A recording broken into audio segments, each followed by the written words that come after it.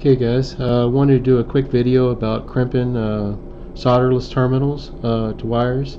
Whether it be butt splices or ring terminals or whatever, and kind of go over some of the do's and don'ts with them. The number one thing that I wanted to go over is making sure you use the right size terminal for the gauge wire that you're using. Starting down here with 16 using reds, 14 using blues, 12 and 10s using yellows, and 8s going to red. The 6s and the 4s here, the 6 gauge and 4 gauge wire, they start to be big enough where they use these compression lugs instead of the crimp terminals like this, and I'll go over that in a second. The other thing is making sure you're using the right tools to do these crimps.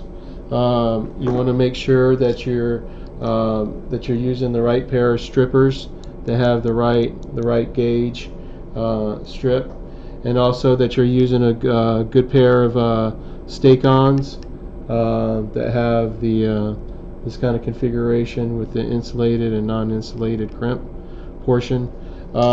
When it comes to the bigger wire, such as the 6 and the 4, I suggest using a razor knife to do the insulation trimming, and you're going to need a ratcheting compression tool like this to do the crimps on the big guys here.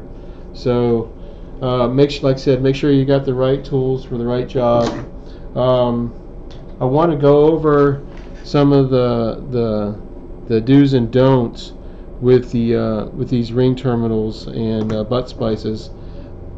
What a lot of people don't know is that in the design of these, there is at the top there is a split seam that goes down the length of whether it be the terminal or the butt connector, and it's very important that when you go to do the crimp, that top seam is being centered with the round portion of the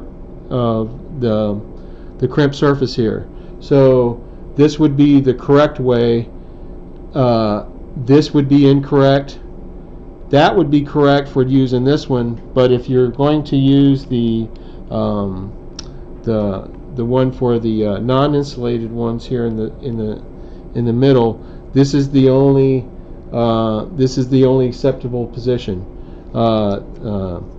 That's wrong, and that's wrong. And when it comes to a butt splice, it's not easy because you have to look inside the butt splice, and you'll see a little indentation pointing up, and that should match your compression thing here. So let me hold in there so you can see that. Alright, that's the correct. Any other position is incorrect. So it's a pain, but you do need to take the time to rotate your butt splices and your other things in the proper position. And what I do is I get them and I rotate them to the top, and then I just put a little bit of tension on them while I'm holding them so it doesn't move. And I want to go over what happens when you do them the incorrect way. So I'll start off with an example of the correct way, and you can see I got the crimp right in the center in the back. My seam has held tight to keep the wires in, and I have a little bit of wire exposed here, but not too much. So let's take a look at one that's been crimped good, but the wire is stripped too much. You have too much wire in front, and there's also exposed wire going up to here, so that's no good. Let me show you one that's too short. So this is one where the wire has not come all the way out the top and is only being pinched by a little bit in here. So that's no good.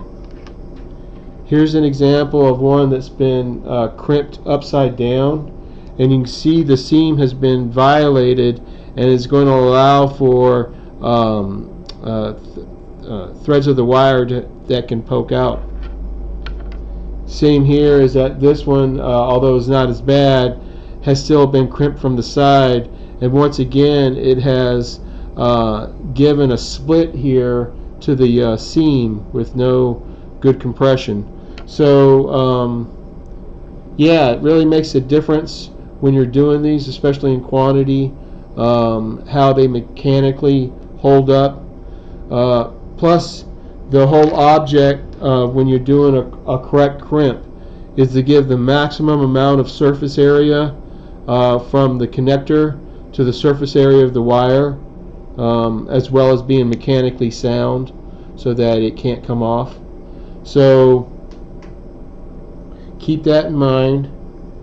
Once again, the way I use these particular ones is that for the blues and the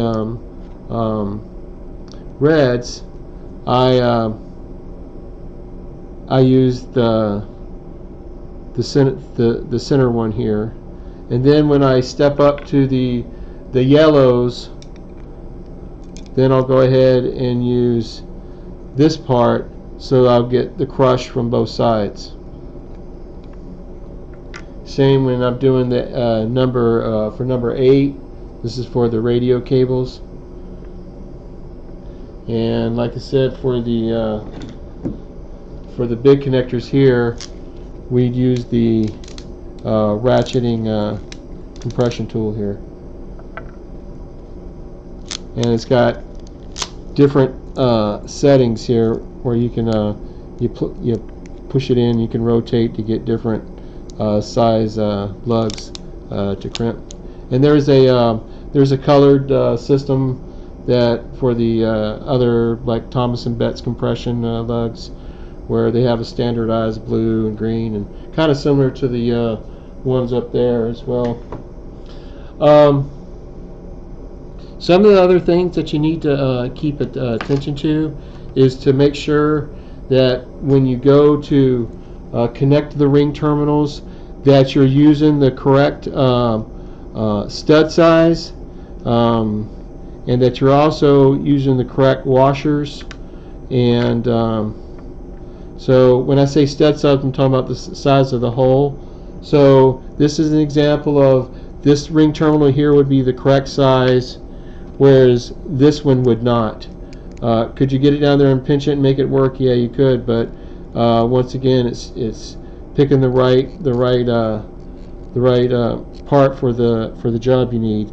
And when it comes to the when you're mounting these on the studs, the ideal situation is to have the ring connector here pinched by 2 flat washers on either side to give it the maximum surface area contact, so that when you come in and put on your lock washer and nut on top, you get the best, most secure connection on that.